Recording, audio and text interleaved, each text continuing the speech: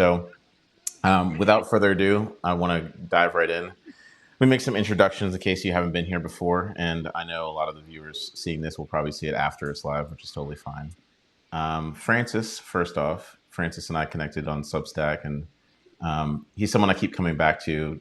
I think it's interesting. We've only met, online, um, but you being a money Yeah. coach, being someone who's also in software and product design, and now making your own application to help people, help families with budgeting, knowing that you and your wife are also on a debt-free journey, um, Yeah. all practicing zero-based budgeting, teaching all the good things. I think it's really incredible what you're doing. Not just the guts to figure things out on your own with your own app, but also coach people through it. So I just wanted to welcome you back, and I appreciate you always being down for a conversation like this.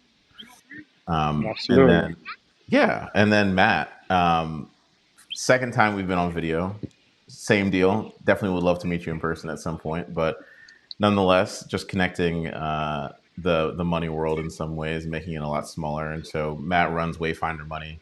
He's also a coach. He's been in that business quite some time, and I think out of all the systems that I've seen people teach, educate, coach people through, I can say with confidence that yours is one of the cleanest I've seen. Not just talking about automation piece and creating time back for the person that's going through it, but just the design, making it simple. And so I'm really interested to hear a little bit more about the clients that you've coached through. And so, especially for the guests, making sure that they can kind of cling on to something that they can take back with them. So great to have you back, man, and I appreciate you taking the time. Yeah, love these conversations. And I'm envious of Francis because uh, I think with your background, it's always. I wish I had the ability to say, I see a problem. I'm just going to build an app for it, and I'm envious of Yeah. that ability. So that's cool that you're able to bring those skills with you through your coaching. But yeah, this has been fun, first time around, and excited to be back and talk more today. Good, good, good. Well, let's make Yeah. it fun, This right? is good. And then for the viewers that may have gotten here through some Cosmos, or maybe through one of these wonderful gentlemen, or maybe you already are subscribed following me. If you're new here, I'm Randy. I run Budgeting and Beyond, also a coaching practice. And so one of my main things when I work with people or talk with people, doesn't matter if you're in a coffee shop or you decide that you want to move forward with coaching with me, it's working with people that are already in a financial transition in some sort. Um, and I find that again, helping people find a common ground, a foundation to operate within, as life is chaotic and constantly moving and adjusting, new babies, divorce, whatever it might be. Um, Having a stability around your money goes a really long way. So Mhm. that's going to be the theme of as I talk. But these two gentlemen also are going off similar principles, and so I don't want to waste any more time. I think we should just dive right in. Um, so I'm going to give you guys, of course, me hosting this, and I wish I had some sparklers or something. I'm going to keep that in mind for next time. I'm going to tee you up with the first question, Francis. I want to know about a time. You don't have to use names or anything, but tell me about one client who comes to mind whose budget was failing, maybe falling apart when they came to you. Tell me about what was actually broken and what was that thing, or maybe a few things that you started to change or recommend that they change. Yeah, that's really good. And I'll start off by saying, it's always good to sit with you. This is our second time doing it, the three of us, a live stream. And every time it gets a little easier and easier. And I learn so much from both of you.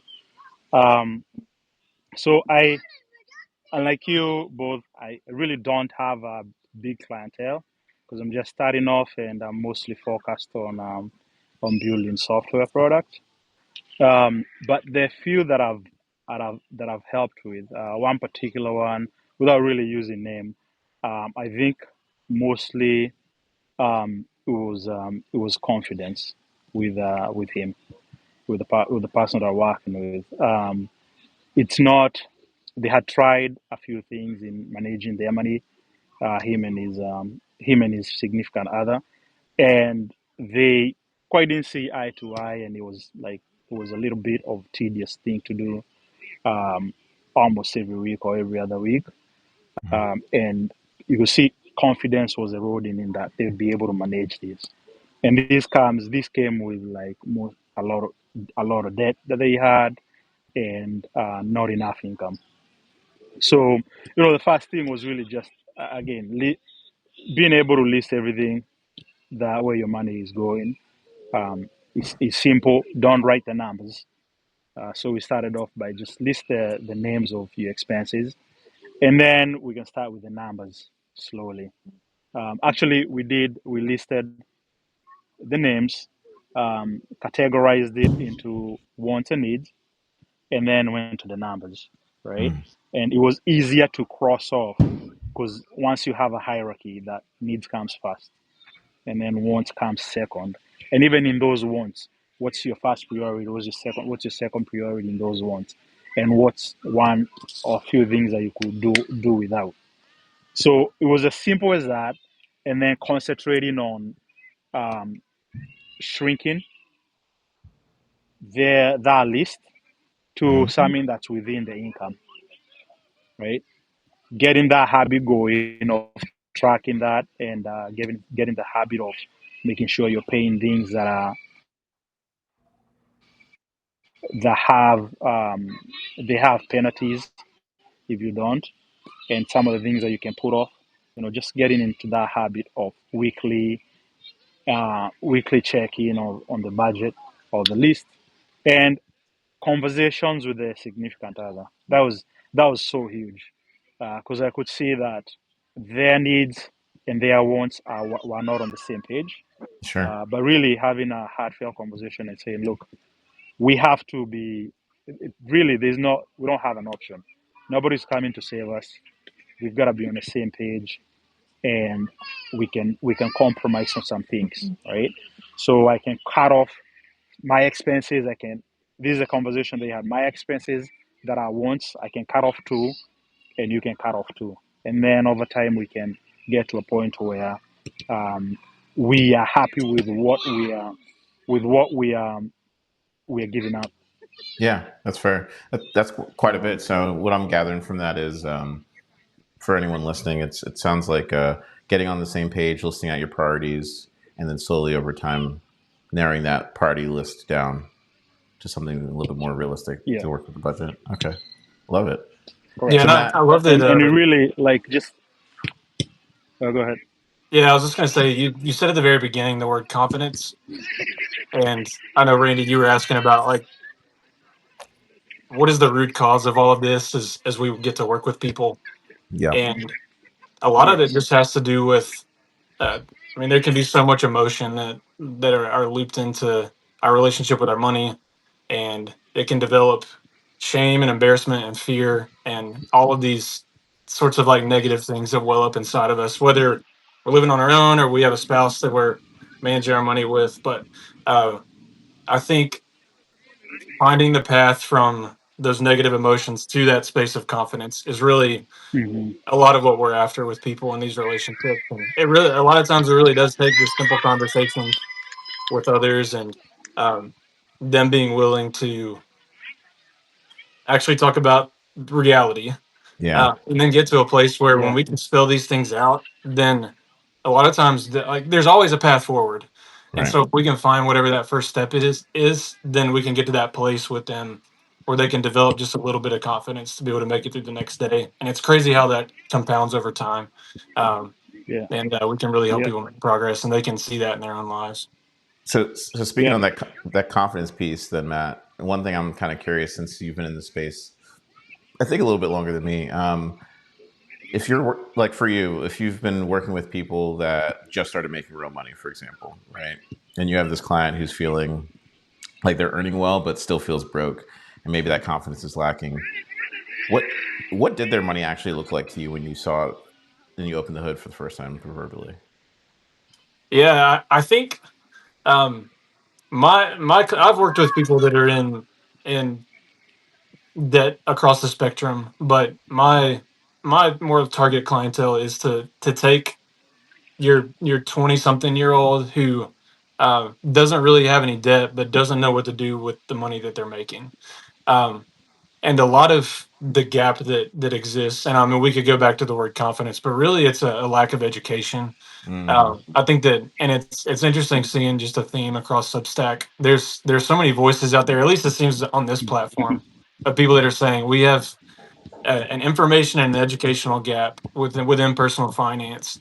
Mhm. And the crazy thing is that your money is actually fine, but you just don't know what to do with it in order to get it working for you. And so a Yeah. lot of the conversations I have with people are this is what a savings account is. This is what a high yield savings account is. This is what it means to start getting your employer match with a 401k program. Yeah. These are what these different accounts look like, and in the simplest form that we can find, this is how you can position your money to work for you over time so that you can reach the future that you want and actually enjoy your life today as well. Right. I think there's a combination of those two things that should happen. But um, yeah, it's amazing how it's simply a lack of information in a lot of cases. And Hmm.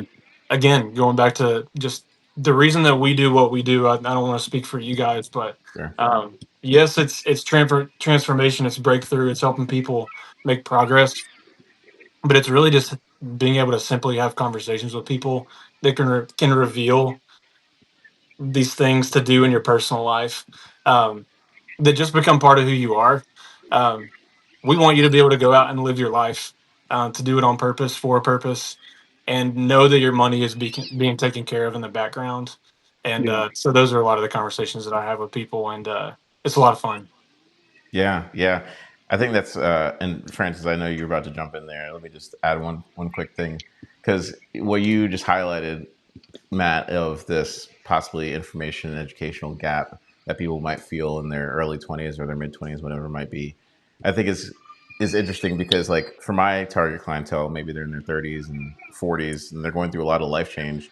They've already possibly had 7, 10 years of hearing all of the things that they could do, but Hmm. now are trying to play catch up, or they're like it's information overload Right. sometimes, Yes. and it's Yes. still the same. It's like it's like the full flip challenge sometimes of like how do we make this simple. So yeah, I think it's Yeah. interesting. But Mhm. Francis, what were you're going to say something?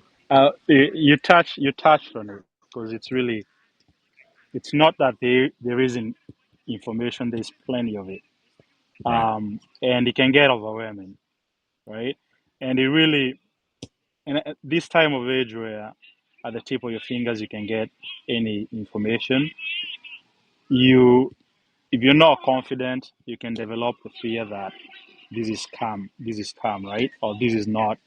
Because you go to YouTube or you go to mostly social media, you'll run into somebody who, especially with money, promise you that you're gonna be rich if Yeah. you do this and this within 2 days, right? And um,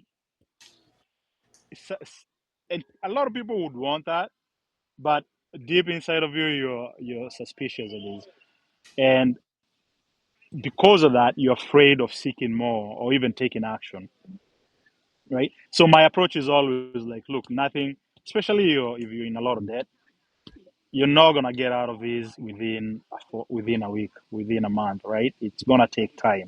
It's the patience, it's the discipline, is having those habits. But just going back to there's just so much information, and you can still die of thirst even when there's so much of it because you just don't know where to start. Yeah. Yeah. So And if I can share one small story before we move on to the next kind of segment, and it kind of ties into tools next and the tools and softwares we use. One client that comes to mind is sometimes when I engage with someone, they already have this like energy that I love because I'll just feed up on their energy, right? It's like, Randy, I have so much excitement to work with you and to like hone in on what sort of things with my money. I already have a lump sum of money that I'm ready to get active on. I already have all these things. I already have my own plan, blah, blah, blah.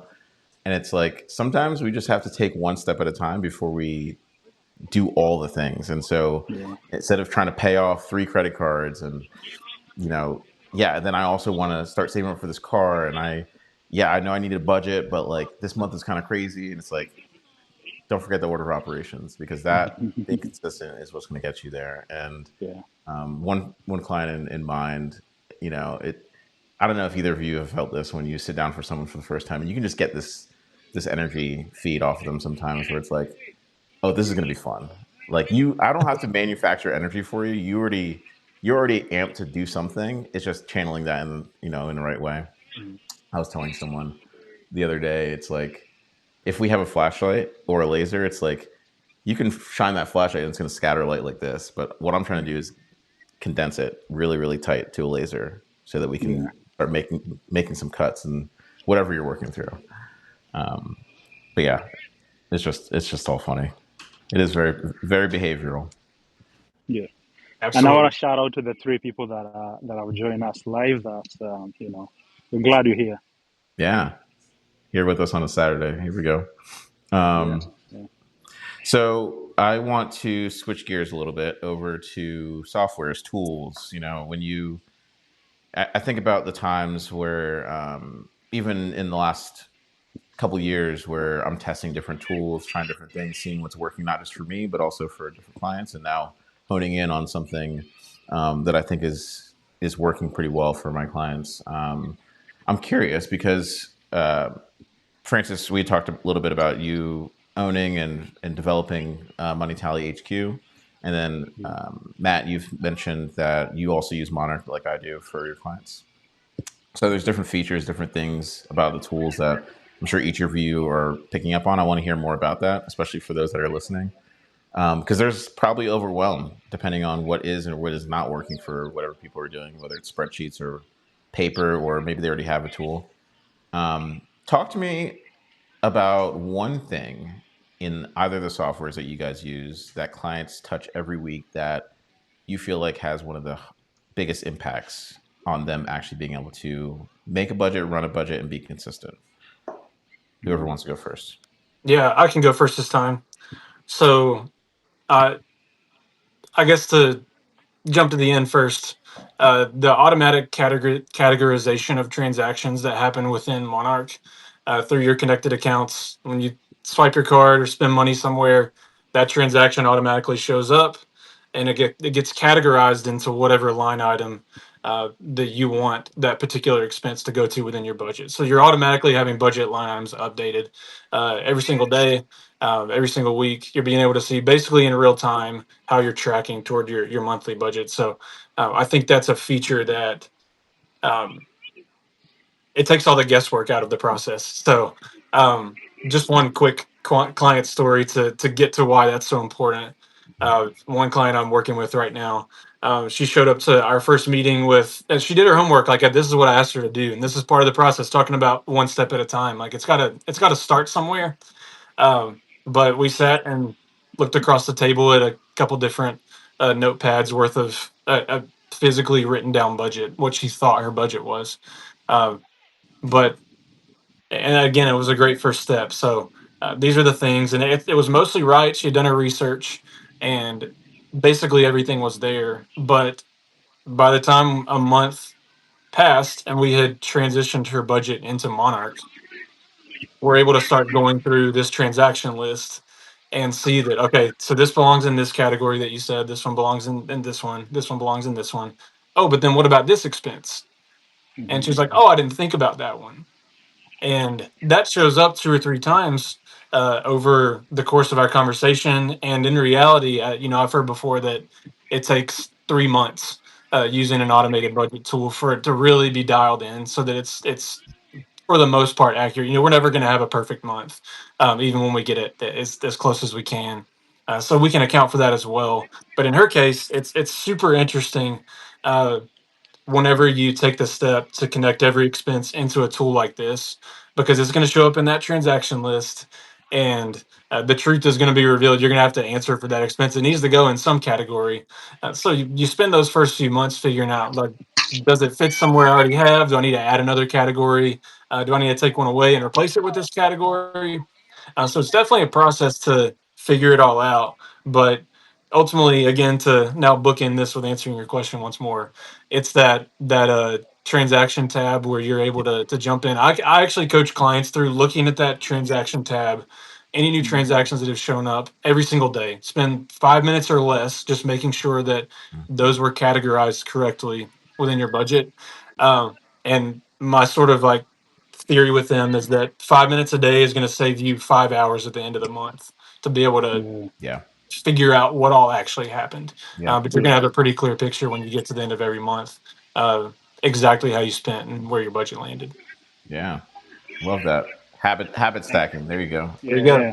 Love to And That's hear you it. it. know what that does, I think, when you get into the habit of checking every day, it eliminates the fear, right? Like there's a hesitation, and I've had these when I started, even clients, some of the clients that I work with, they hesitate, they don't want to find out a surprise of an expense, right? But once you get to the habit of it, you even have a habit of spending, Right. right? Like if you buy coffee every day, you'll see that, or even like days that you buy lunches, it forces you, it models your behavior because you're looking at it every day and you're seeing that trend of how things are going wrong or and how you can rectify them. Mhm. Yeah. So, yeah. Yeah. So Francis, what about you in Money Tally HQ? For those that may not be familiar with it, talk to me about one feature that you feel like the clients or even some of the users that have been through your Yeah. software feel like it's like the hardest hitting, most impactful feature of it. Yes. Yeah. So and I'll talk a little bit about Monetally. I as somebody who likes building things, I can't help myself to just At least you're to just honest. want to build stuff, right? Yeah. So, and I've been using Google and spreadsheet for quite a while, and it was frustrating for my wife. So I was like, all right, we gotta make something we gotta make it a little easier. Sure.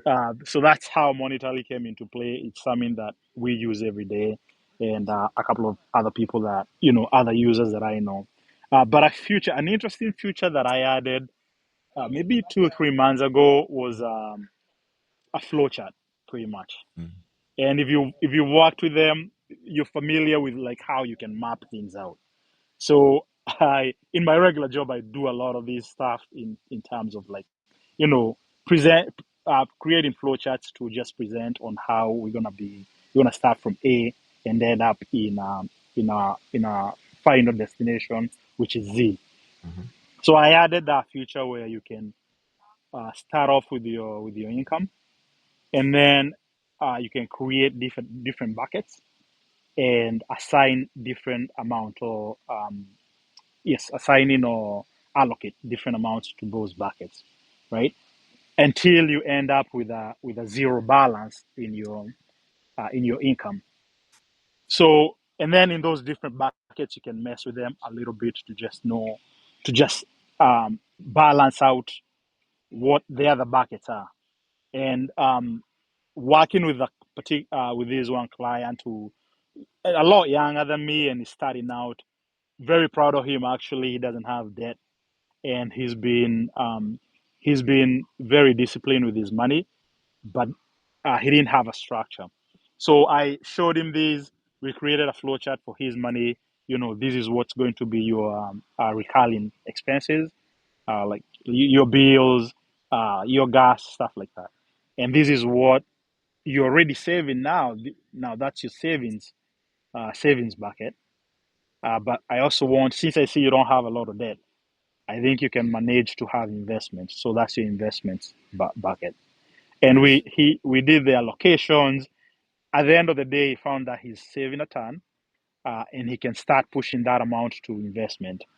Um, so he opened a whole new world for him where he didn't really know much about investments, and we are working with him. I'm working with him on learning how to start investing in like 401k, opened a brokerage account, and now we're looking into, okay, these are some of the books that you can start learning on how you can invest your money. And Yeah. the book that he's reading that I gave to him is a Psychology of Money. Right, just Love that book. first get your psychology right before you put money into the market. Just have your mindset right. I'm gonna put him on the Simple Path to Wealth, which is another book that I read. I think it will be good for him. Just preparing him as he builds his brokerage account, really, which is also a high yield savings account. And I can see the confidence that he's getting. But the flowchart, he tells me the flowchart was phenomenon, where he goes back to it when he's recalling budget, changes a little bit so that he sees that there's a negative. Can he pull from his savings? Can he not put as much into investment? So it's like a living kind of data. It feeds him Yeah. his behavior. No, I love that because one thing I'm gathering from that, right, is I'm thinking about some of the people that sometimes just seeing the bar or seeing the numbers doesn't really resonate as much as seeing a Yeah. visual element of like, oh, I can see my money flowing into that one thing. Yes. And I think Money Tally does a great job at that. Yeah. Even whatever filter, whatever time frame you put it on. So that's nice. I like that. Yeah, and I'll Um, share. I'll share with the folks in later on to just show that it's super interactive. You yeah, take out a connector from one to another, you immediately see the money flowing that way. So it's yeah, fun. I love it. good, good. Yeah, Yeah. and I think if I had to answer the same question, what's one feature that I feel like hits heavy in a good way for my clients in a consistent manner? I'm gonna add a plus one for what Matt said, with the caveat specifically the rules. When you create a rule in Uh, Monarch for the transactions, oh my goodness, people's like it's like I can almost see the light bulb go off on the side of their head. It's just like, Yeah. wait, because I'll challenge people, right, in a slightly different way than what you do, Matt. Instead of every day of saying, you know, look at your transactions every day. I love that idea. What I'll challenge people to do when I first start working with me is review your last 30 days of transactions if you're brand new to the tool, so that we make sure that everything gets categorized and you create the rules. Because one of my favorite parts about rules is you check that box of like go back and look back at transactions before this, so that you just automatically categorize it for me, and I'm just like, it's things like that that sometimes you don't think about, like how do we save more time? Because at the end of the Yeah. day, I'm sure it's similar for both of you. As much as we love our tools, the goal is not to be in the tool. The goal is to really be able to make decisions and do the things that we say are really, really important to us. It's just that having the Exactly. money in line not just provides confidence, but it gives you the sense of, yes, I'm doing the right things in the background so I can go do the things that I also really care about. Yeah. Absolutely. Yeah, I'm glad you brought that up. That's such an important part to the onboarding within an app Yeah. like this is going back to, and it will automatically import your spending data from it goes back several months at least, I think Right. now. Hmm. Which is really helpful. So spending the time to sit down and go through those, and what you're talking about is such a great feature because you can select any expense and go in and say anytime public shows up, like that needs to go to food. Yeah. That would be an example of a rule. And one other little, like, this is a super detailed use of rules that I like to coach my clients through, is to take some of those merchants like your Amazons of the world and places like that where it might not be as clear cut what the expenses for, and make a rule that that one's going to be uh, categorized as what's called uncategorized at first. Yes. That way, it doesn't Yes. accidentally go into the wrong category and give you Yep. inaccurate information. Um, so then, when you go in on that consistent basis, whatever it is, to check your transactions, then that's one that you need to drill down on and manually take care of that one. But you're right. The more rules you set up, and then Monarch is great with. Um, I mean, the AI capabilities they have to just guess correctly Yeah. is pretty great as well. So really, you're not doing any work whenever you go in. You're just checking to make sure it was done right in the You're just first Yeah. place. managing it. But yeah, but I Yeah. think I mean both of you guys have been talking about just the power of getting organized. Francis, I heard you say that, like with your example too, which is great. It's crazy how whenever you can finally develop a willingness to just look at everything, to map it all out, put it into buckets, whatever the process Hmm. or method looks like for you. Whenever you start to line it all up and your brain like it starts to click that all this kind of makes sense now, how it does start to develop confidence, and all of a sudden you're reading books about investing and taking Yeah. that extra step.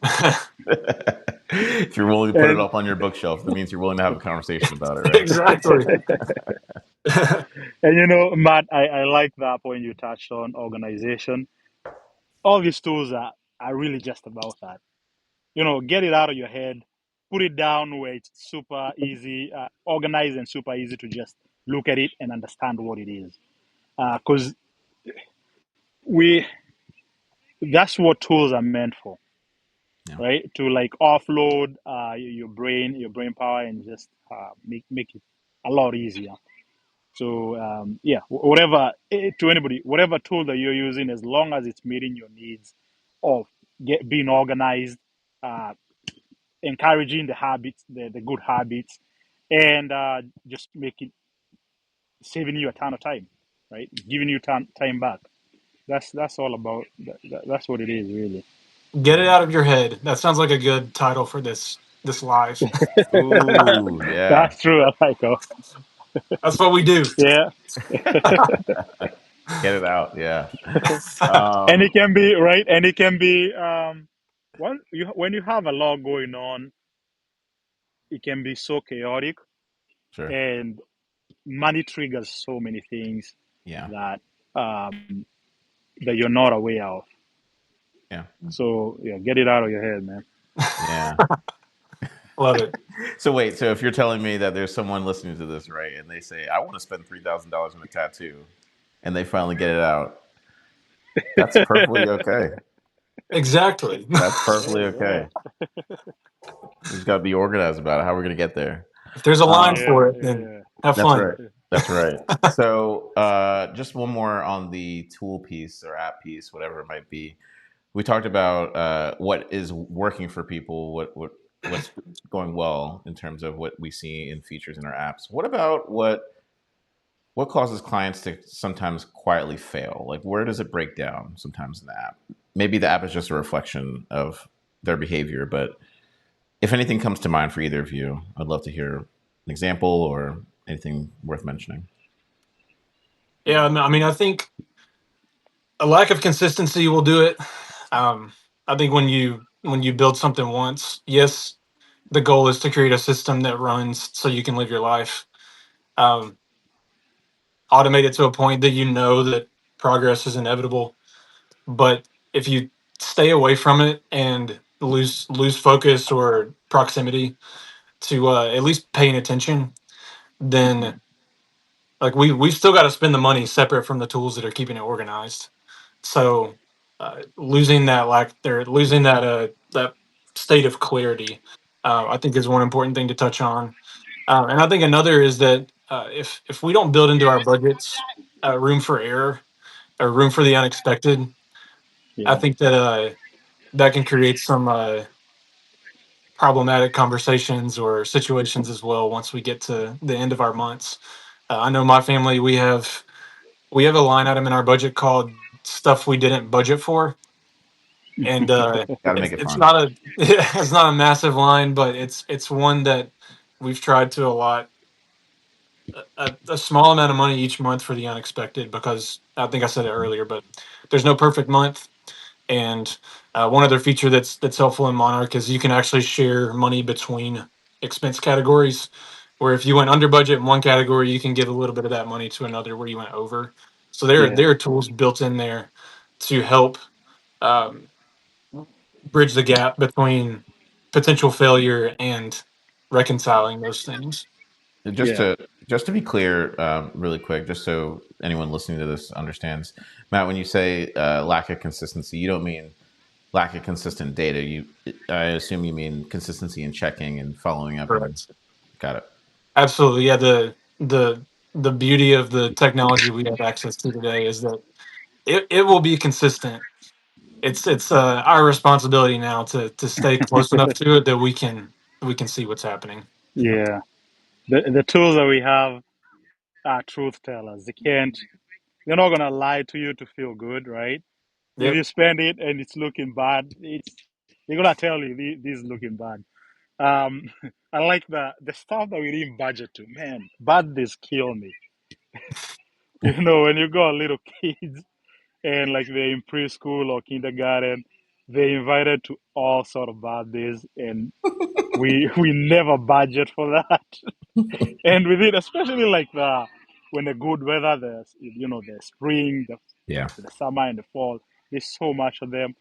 We lose track, and we never budget for them. And at the end, in a month, we look back and we 300, $400 is gone. We didn't plan for that.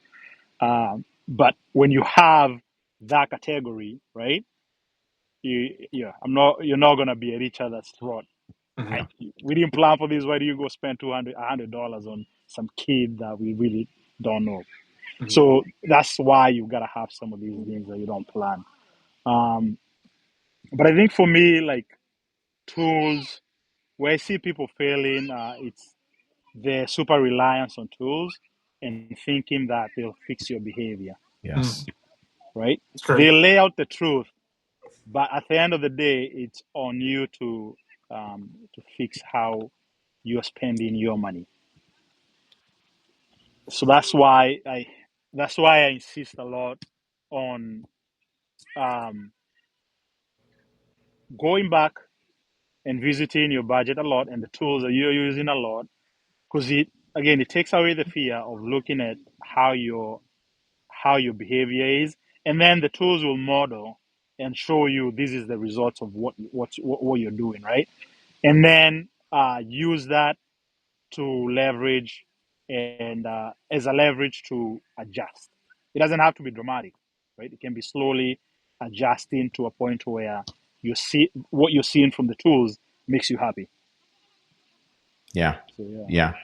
Yeah. You did so many good nuggets. So many good nuggets. We got to make sure that the audience gets to see that again, because I think we're all on the same page. I think lack of a buffer, also, what it's called, the gap of the unknown, whether it's a category line item or maybe, within Monarch, you literally have an unallocated section in your budget, to leave some space, 5%, 10%, whatever it might be.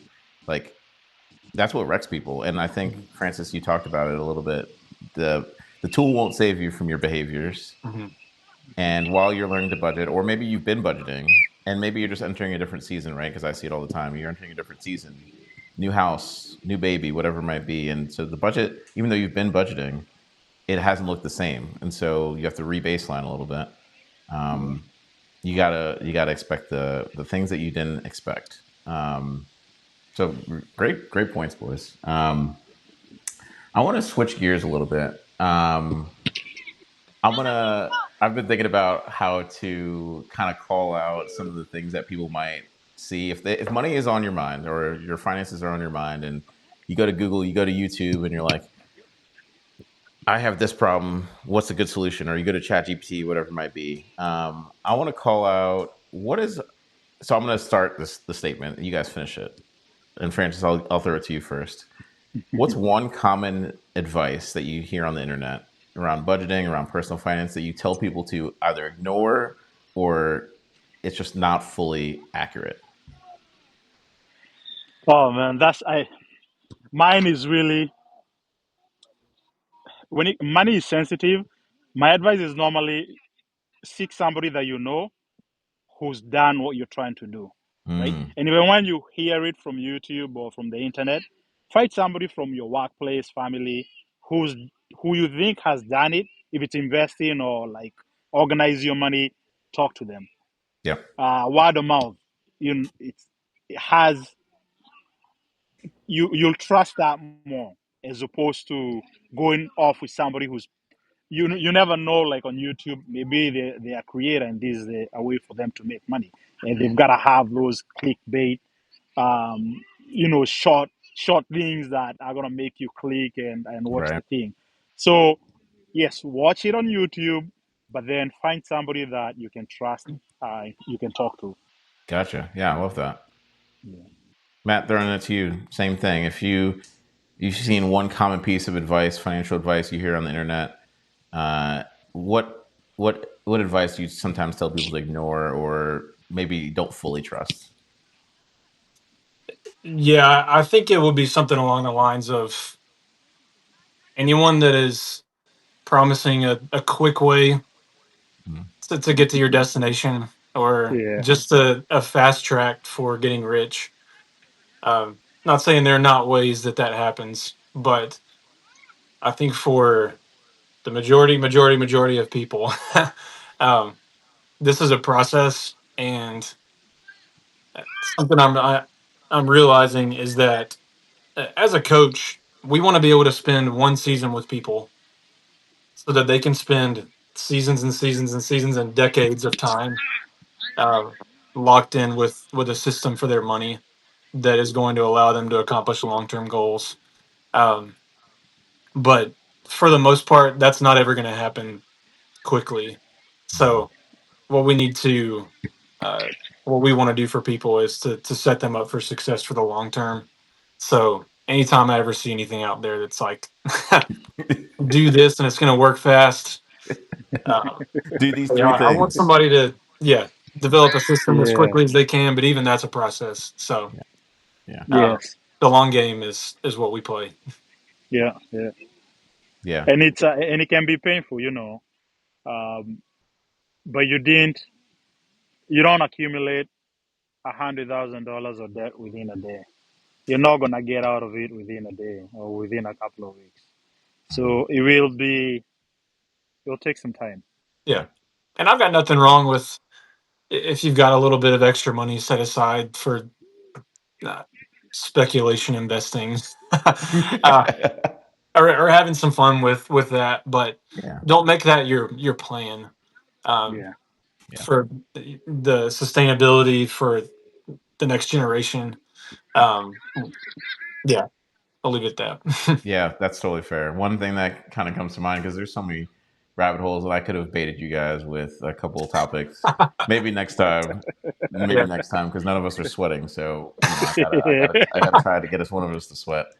No, one thing that sometimes I think is quite interesting of a topic, right? Because like in my household, after we paid off our debt, we don't use credit cards. So a lot of my friends recognize that we have a different approach to the credit system in totality, right? Like, how do you live life without a credit card, all this stuff. And one of the common pieces of advice I hear all the time, or maybe it's in passing, I literally just heard in a coffee shop two 20-something-year-old girls talking about just opening another credit card. And so one piece of Mm, advice you always hear, new credit card comes out, new set of points, blah, blah, blah. And the advice of like, you got to go get it, mhm. right? Not knowing at all yeah. your money situation, not knowing what habits you have in store, what behaviors you have, if you even know what your behaviors or habits are.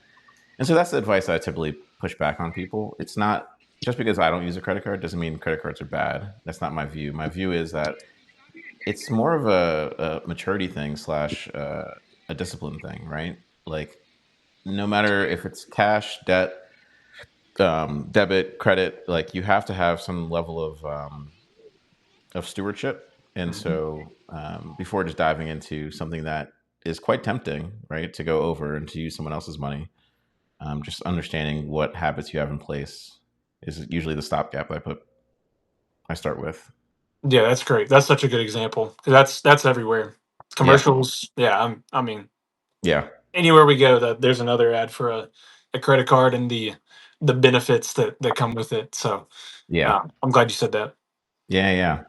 And I had a feeling we may lose Francis at some point, so hopefully he comes back in. But Yeah.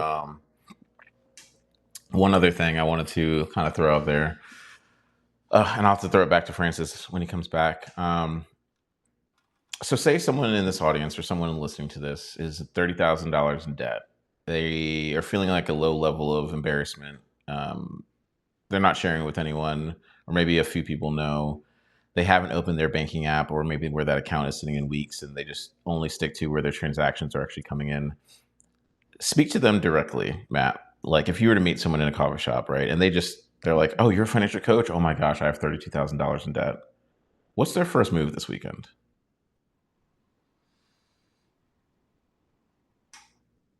Well, I think the move to tell somebody about it and have a conversation is a first move in and of itself. Um, the willingness to just talk about it is huge because most people, if they get to that point in their life, will feel like it's over, that they're any hope for redeeming whatever their past has brought them to is it's gone. Sure. So I think the ability and the willingness to have a conversation about it is important. Um, I think beyond that, a great first step is, and we've said the word like get organized on this call up until this point, but uh, I think sitting with someone and writing everything down and uncovering what actually exists that you've been scared to look at. Um, Once you get on the other side of that part of the process, um, there is a little bit of confidence that will come with it, and that's the first step to actually starting to make progress. Yeah. Um, there's so much emotion that comes with our relationship with our money, and none of that is helped when we stay in silence about it. Um, so that would be my first step. I'm curious though. I know that you work with a lot of clients though that this is their story too. So what would you say? Yeah. I'm gonna $30,000 in debt. We're in a coffee shop. I'm in line. They know I'm a financial coach, and they share that. My first question to them is, why is it important to you that, or why does it weigh on your heart or mind that you have that debt? Because some people will just continue on with it and not think twice about it. So generally, that answer is what kind of signals to me of where not just their pain point is, but that they almost recognize that there's something better for themselves on the other end of not having it. Um, and then generally, I would invite them to, whether it's with me or on their own, to sit down and write down, what does a year out from now look like, or 2 years or 3 years Mhm. out from now look like? Like, what are you feeling? Where are you? Has anything changed? Is the debt still there? Right? Because helping them paint the picture of what life could look like without that thing, or maybe it's on the flip side. Maybe it's they have a large lump sum of money that they've been sitting on and just unsure of what to do with it. Either way, having a vision of where they want to go is sometimes the gap that people miss when you hear the YouTube university advice. If you got $30,000 of debt, you need to consolidate it, and you need to blah blah blah. So I love starting with the vision, man. The Yeah, why or oh, the vision. It's a fun absolutely. conversation. Yeah, Yeah, you got to know where you're going and why you want to get there. yeah, Because without that, there's not going to be a whole lot of motivation to take daily steps right. to actually get you where you want to go. Yeah, yeah. So it's like we're in a coffee shop on a Friday. This weekend, write it down. Where do you want to go? Where do you want to be in 2 years? Yeah, And then hopefully that starts helping you craft a plan to work backwards from. right. But otherwise, that's what us coaches are here for too. Absolutely. You're not in it alone. Um, I do want to leave some space in case anyone online that's watching this does have questions. But um, actually, let's go and do that now in case anyone wants to type in any questions. Feel free to throw it in the chat. Um, Matt, I know that you care deeply about your clients, the people that you haven't met yet, the people that are constantly reading your stories and are trying to figure out what is the next move for me. Talk to me about something that you're working on, you're building right now, not just for your immediate clients, but really for those that you haven't met yet that you're excited about. Yeah, absolutely. Thanks for asking about this. So, I just released an article about this past Wednesday, I believe it was. It's something I'm really excited for, and I hope it will be a helpful tool. This was created in the wake of a client conversation where we actually went through the process of talking about what life could look like in 2 or 3 years when this person actually has an emergency fund, and she's not feeling like she has to rely on keeping a credit card open in order to take care of emergencies that didn't fit within her budget. So there's this like big mentality shift that she's needed to go through. But um, yeah, we have been talking about what life could look like down the road, and I think a gap that she was experiencing in our conversation was I see that life and I want that life, but I need a little bit more clarity with today. Like, what do I need to do right now? So this is sort of this like coffee shop conversation you were alluding to a second ago. Like Yeah, we're yeah. right in it. So I went away from that conversation, and I was evaluating my coaching method and how a lot of it is it's digitally based. It's leaning into the tools that we have available to us today, whether it be online bank accounts or the Monarch app. That's obviously a digital budgeting tool, super helpful. But everything is behind a screen, and so I wondered what sort of maybe physical uh, resource could I create that would map out my entire method. So 5 steps. The foundation is building a budget. Dream is thinking about that future that you want, identifying an actual financial freedom or retirement goal, why you want to build wealth. Uh, the third step, or it's called the design. It's actually your set an emergency fund goal, like start to invest, save for bigger purchases, that kind of thing. But then you've got your automation step, which is automate as much as possible. Then the lifestyle, which would build the right kind of habits. And some of these things cross over. But as I say all that, I'm sure it's confusing even to conceptualize it. Just me like going through that little Sure. elevator pitch. So the resource that I've just created, released it digitally this week. I'm calling it the $1 Million Money Design Blueprint. Nice. But it's my one pager. Everything that you would need to uh, and can physically write down as a step in the process. It's a checklist in some places of what type of insurance do I need? Have I automated my transfer into my high yield savings account for my emergency fund I'm working toward?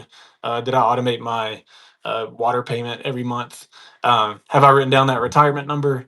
What step am I actually working on? What's my investment plan? Like it's all there, but it's meant to be calling it the blueprint for a reason, because you can look in front of you and see your entire financial picture right there.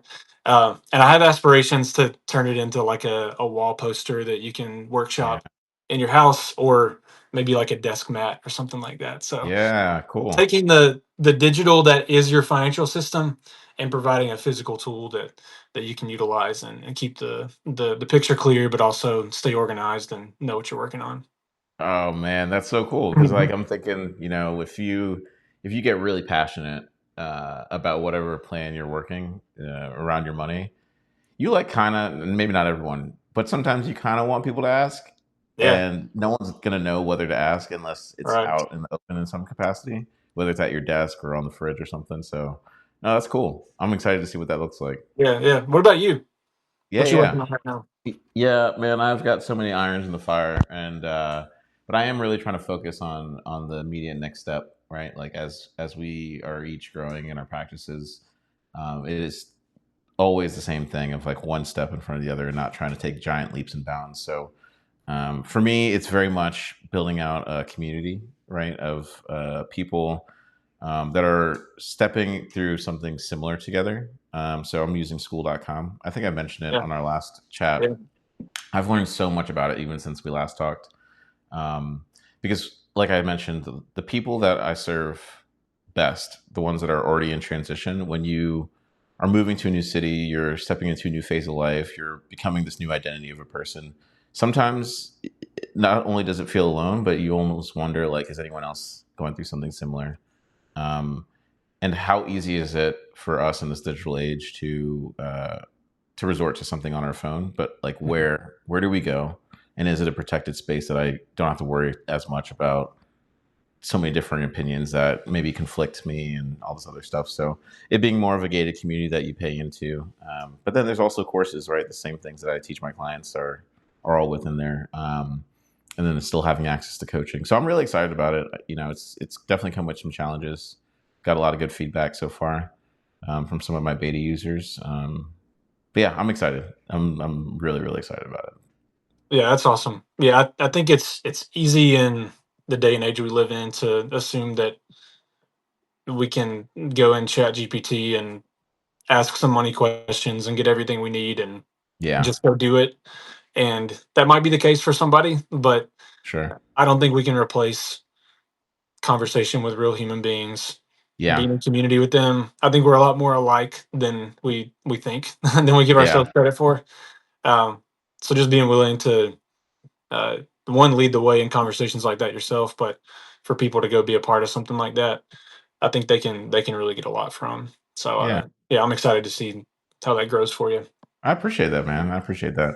So I gave you this tee up before we got on this call, about your money guilty pleasure, so to speak. The one thing that's in your budget that some people might look at and be like, "That's a lot," but you have no shame over. What is that thing, if there is anything? Yeah, well, my wife and I both have.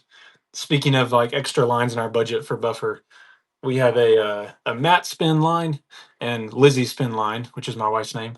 Hmm. So that's what those are for. But I love playing golf, man. That's my the thing I wish I was better at, and it's something I love doing. We've got young kids right now, so it's a little bit easier said than done. But uh, you better believe that the Matt spend line is going toward golf of some sort Yep. most Yep. months, as long as I can help it. So um, yeah, that's my guilty pleasure for sure. And we sort of have one as a family, I guess you could say. Yeah. Yeah. I want Uh, to hear. we have one. It's just called activities, Okay. and there's a little bit of money in there for every month for us to take our kids to the zoo, or our 5-year-old loves to do that, or go Sure. out for ice cream, or go do something fun together. But I think in the same sense that we need to be budgeting for and having those spaces in there where we're making progress toward the future we want, we need to enjoy our life right now as well. For sure. So that'd be my personal guilty pleasure, but also the family one too. But just to be able to speak to it and still smile and be like casual about it, right? Like Yeah, the difference between you talking about it now versus you being in a completely different financial situation, unhealthy financial situation, and still trying to prioritize golf, it would probably feel a lot different answering the same question, I'm sure. yeah, yeah. um, so that's good. I mean, that's what the budget's for, is to Mhm, be able to say this is a priority for our family, and mhm, yeah, we're gonna figure things out around it. yeah. What um, about you? I know you got one. yeah. Oh yeah, I mean, and it changes by the season. um, if you would have asked me 6 months ago, I would have said car parts for sure. Like driving cars fast on track, a race car. It's not an inexpensive hobby. I don't know how us men always find expensive hobbies. Tell me I about mean, it. we could literally find a hobby of picking up sticks. We're gonna find a way to spend hundreds of dollars on it every month. But anyway, no. In this season specifically, my wife and I love coffee. We don't drink nearly as much as we probably used to, but we really do love crafting like coffee drinks at home. And so picking a local roastery, it's not expensive, but it's also not cheap. And so getting roasted beans delivered to us, and then making all the lattes and all the coffee drinks at home is just so good. We No shame in that at all. We absolutely love it, especially when we get to share it with other people. So yeah, that's definitely one of the ones this season. Dude, I can relate so much to that. Yeah. You just added another guilty pleasure to my list because we Nice. we buy good coffee. Yeah. Local shop, our favorite in town. Yeah. Yeah. I make pour overs most mornings for Okay. us. So yeah, that we spend a little bit more than we should on a bag of coffee Yeah. Well, every we have every plenty to couple of talk weeks. about. But Yeah. it's delicious. We love When you have a family member come over and they're like, "Why do you have four coffee machines?" And it's like, it. they're all different. You don't understand. You don't understand. All right, I'm going to wrap up this hour really quick. If there's anything that has changed your mind around a belief that you had previously about money since you've been coaching, um, what is it? Like, what's one belief system that you had about money that maybe has changed or morphed or been tweaked over time? Yeah, I mean, last call we did, it was that my emergency fund doesn't belong in a Oh brokerage account.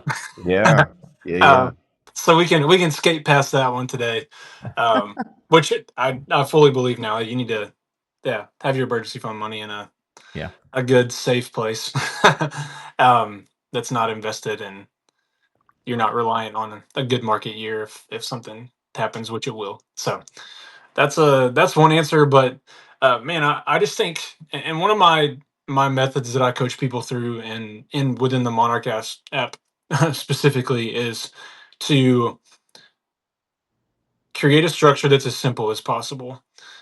Even a lot of these budgeting apps I don't think they go out of their way to do it, but by default, there are a lot of built-in groups from day one of creating an account, and it can feel fairly confusing.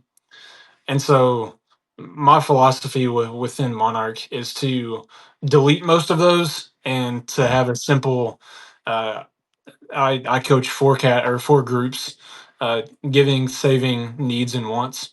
You can have as many categories under each, especially the needs and wants, as you want, but make the title of each group.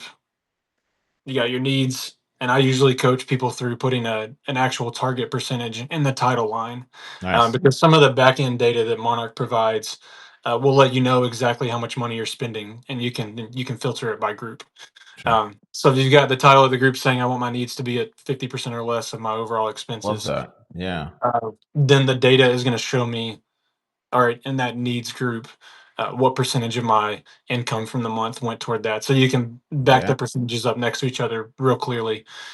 So I think if there's been something that I've been developing a belief for over time, it's to simplify things in such a way that most of the activity takes care of itself for you in the background.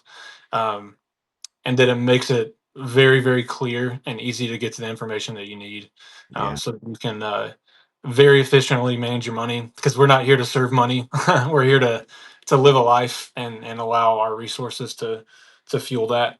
So yeah, make it simple, and um, that's it. I love that. Oh, Mhm. that's so good. I'm definitely gonna take that one. That's good. I like that. For me, really, without fail, has been my view on credit cards for sure. Like Yeah. that. There's so many small ones that have been tweaked a little bit, but that one's probably the biggest one. Of feeling like this incredible disdain is probably the most professional word I can come up with against credit cards. 5 years ago, 6 years ago, just because of my own personal experience. Mhm. Um, but I've been pleasantly surprised in so many ways that people have moved through. Yes, okay, Randy, like I will take you up on the challenge and not use a credit card for 6 months. Awesome. And then we come back, we reintroduce it, and they're just using it in a completely different way, in a healthy way. Mhm. And it's not making me feel like I need to go get one myself, but it's really beautiful to see that, like, okay, it can work. It can work. Um, yeah, that's an easy, straightforward one for me. I love it. Yeah, Yeah. it's great. Yeah. So I don't want to hold you, Matt. It's a Saturday. You've got young babies. You've got all sorts of things going on. Mhm. I'm sorry that Francis couldn't come back, but I do want to thank him. I want to thank you for being on this. Everyone watching, Francis is at moneytallyhq.com. Click on his profile. You'll definitely find that link. He's a wonderful financial coach. He's a product designer, software developer. He's got you covered here on Substack. And then Matt, Wayfinder, I think it's wayfindermoney.com, if I'm not mistaken. Yeah, that's my website, and Yep. then Wayfinder Money Club is my Substack community. Ooh, yeah, a little private club action. I love that. That's right. Yeah, and then of course me, Randy, budgeting and beyond. Subscribe to all three of us. Maybe find us on Instagram. I think we're all on Instagram as well. Um, but if there's one thing you need to go do before the end of this weekend, definitely check out some of the answers that we already answered, and then of course reach out to either Matt and I or Francis if you have one-off questions. But really appreciate it. Thanks a lot, Matt. Yeah, this was fun. Yeah, man. Yeah, we'll talk soon. Sounds good. Take care. All right, you too.